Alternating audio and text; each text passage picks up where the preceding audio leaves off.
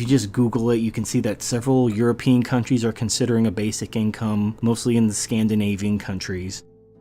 And the idea of a basic income is everybody gets a certain amount of income, basically what you would need to survive. So nobody's starving in the streets. But everyone gets it regardless of whether they're rich or poor, so that people can focus on what they want to do in life and not just doing a job they hate in order to afford the things they need to survive. Now, I've done several videos on welfare dependence, survival of the fittest, and all these other things. Survival and reproduction are the drivers of life. It's the drivers of everything we do. All of our behaviors have to do, in some way, with the will to survive and reproduce. And what welfare does is it makes survival much easier, which on the one hand is wonderful. Nobody wants to be in a life-threatening situation. Nobody wants to be in poverty. Nobody wants to be starving to death. The main reason why Europe has a higher IQ than other countries is because of the plagues. If you want improvement in a species, you have to let the weak die out. You certainly can't subsidize them to make their lives easier, to keep them reproducing. That's not going to create any sort of progress. Now, on an individual level, particularly within the first generation, you may not see the social decay stemming from welfare dependence. Not within the first generation, but within a few generations you will see it, and the reason why is pretty obvious. You're paying people who would normally not afford to have kids, who would normally not be able to afford to live. You're paying them to do both. And so they're having kids, they're reproducing, they're living, they're doing their thing, and now you have more of them. And they're reproducing and they're living and they're doing their thing, and now you have more of them. These are people who would normally get weeded out naturally. Now eventually, you're going to be up to your armpits in them. And then what do? Well, obviously you keep throwing more money at them. Eventually you have what's called a tipping point. And eventually the second group just throw their hands up and say, fuck it, I don't care. I'm not paying into this bullshit system. I'm not sacrificing my life for this bullshit system, and they walk away. And then the first group that's been completely dependent on them doesn't know what to do. And they riot, turn to violence, whatever, and then the system collapses. And a lot of people die. People who never should have been born in the first place. At the end of the day, you can't make a person become something they're not. Now, I'm not a biological determinist. I don't believe that based on your genetics, you can 100% accurately predict people's behavior. I look at it this way. Your genetics are like, let's say you had a series of 100 doors in a hallway, and each one of those doors represented 1% of the possibilities that you could do in life, of behaviors. Your genetics determine about 60 to 70% of those doors. So depending on your genetics, 60 to 70% of those doors could be opened or closed. And out of the doors that are left, other things such as environment, nutrition, and so forth open and close other doors. But the doors that are left at the end of the day are your choice. So giving someone the best genes, the best environment, the best nutrition isn't necessarily going to ensure that they're going to achieve the best outcomes. All of that ultimately depends on the choices of the individual. But genetics do play a huge part, which is why subsidizing people who are losers doesn't turn them into winners. Showering riches upon them, hoping that, we'll just educate their kids and they'll go to college and they'll pull their whole family out of poverty, and then it never happens. There's a reason why it never happens. There's all kinds of economic mobility. I did a video a while ago about economic mobility. If you're born in the bottom quintile of income, you have a good shot of rising to the top quintile of income within that generation. It is completely possible. Now, if you happen to have bad genes, if you just happen to be dealt a bad genetic hand, no amount of money is going to fix that. You're always going to be dependent on the government. Now, thinking long term, giving you money and helping you have like the American dream and a wife and kids and all this stuff like that is not benefiting anyone. Because if you have shitty genes and you're a loser, and we give you money to reproduce, we're just going to create more losers that are going to have to be subsidized in the future. Now, I'm not talking at all about killing people, about rounding them up or gassing them or any of that shit. I am not talking about any sort of violence or force. But we should not help people who are losers and create more losers.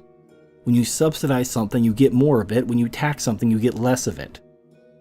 And what the basic income does, gives money to all the people in poverty so that they can live a minimum standard of living, which sounds super noble until you think about the ramifications of that. Short term, you're raising taxes on the people you want more of, you're making their lives harder, so that they'll have smaller families because they can't afford to have bigger families in order to give more income to people at the lower end of the spectrum so that they can have bigger families.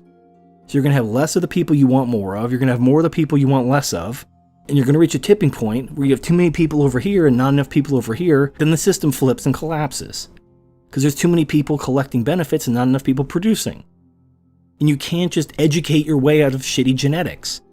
If you have a low IQ, you can't just educate your way out of that. You have to have better genetics to fix that problem. If you have better genes and a higher IQ, you're going to achieve more in life. Now, there could be some extenuating circumstances on the individual level, but by and large, people with better genes do better in life. So when people on the lower end of the spectrum are killed off through a plague, given time, as the population replenishes itself, it's going to have better genes. Now, if you do that too much, you run the risk of inbreeding, which has its own problems, like see the Ashkenazi Jews. But by and large, the adversity and the struggle to survival leads to better genetic outcomes. It's really not that hard. Now, of course, it's heartless, it's cruel, it's inhuman to consider the ramifications, some kind of eugenics program. Now, I'm not advocating eugenics. I'm not talking about killing anyone. I'm not talking about using some kind of Mao Zedong's great leap forward and just liquidating a quarter of the population. I'm just talking about not subsidizing the people you don't want more of out of a sense of justice and compassion. Without the need to be innovative, without the need to be exceptional, people will stop trying to be exceptional. And you'll see the degradation of the society as people just stand around looking for their handout, not aspiring to be anything more in life, just live and reproduce just like a plant, just like a dumb animal. And that's their aspirations. Now, and that's all fine if you have a closed system.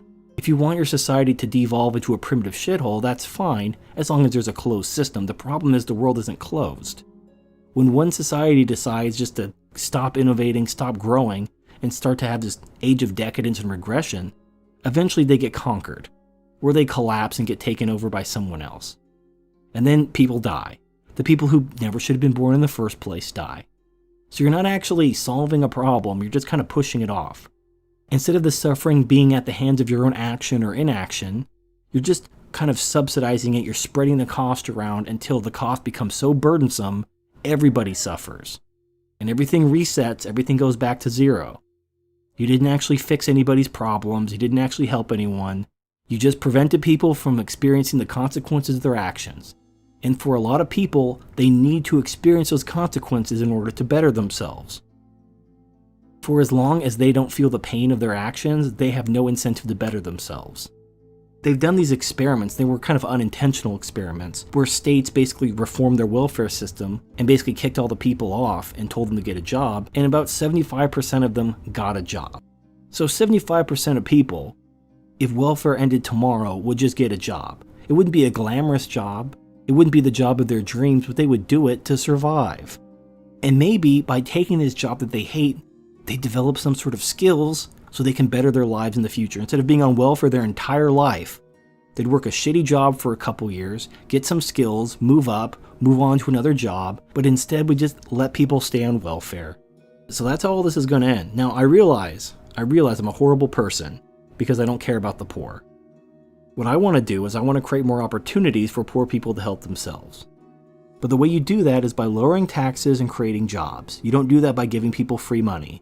That just makes people dependent and actually increases crime, poverty, and illegitimate children. And then it creates a downward spiral. But don't take my word for it. All this shit's gonna happen in the next couple of years. You're gonna have more states try this bullshit. And you're gonna see I was right, because it happens every time. If you understand human nature, it's not rocket science. You can actually predict how these things are gonna shake out. But, we'll see. This is Turd Flinging Monkey. Thank you for watching, and I'll see you next time.